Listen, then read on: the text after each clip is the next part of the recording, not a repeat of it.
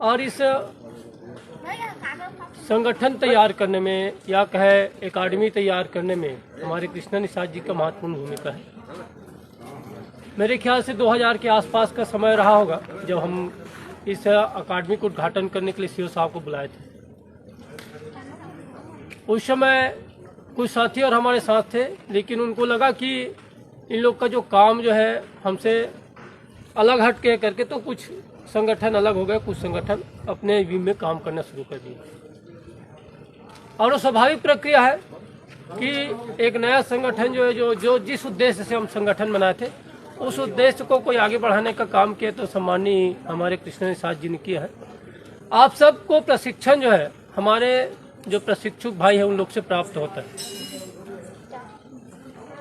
हमारा देश जो है प्राचीन परंपरा में हम ज्ञात करें तो हमारा देश जो है काफी सोने की चिड़िया कहा जाता था। इस देश को क्यों कहा जाता था? क्योंकि हमारे पास अर्थ भी था, नॉलेज भी था और हमारे पास शक्ति भी था, ताकत भी था। पूर्व राष्ट्रपति अब्दुल कलाम जी का बहुत सुंदर शब्द है, पहले जो प्राचीन परंपरा में ओल्ड समय में मास का ताकत प्रमुख था, मतलब व्यक्ति का ताकत प्रमुख था, मास का पावर कह सकते उसको। मिड में मेन पावर प्रमुख, मनी पावर प्रमुख था, पैसे की ताकत प्रमुख था।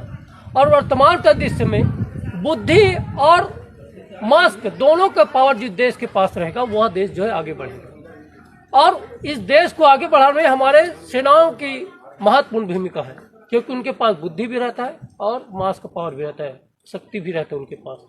तो ये भूमिका में आप लोग की भूमिका है।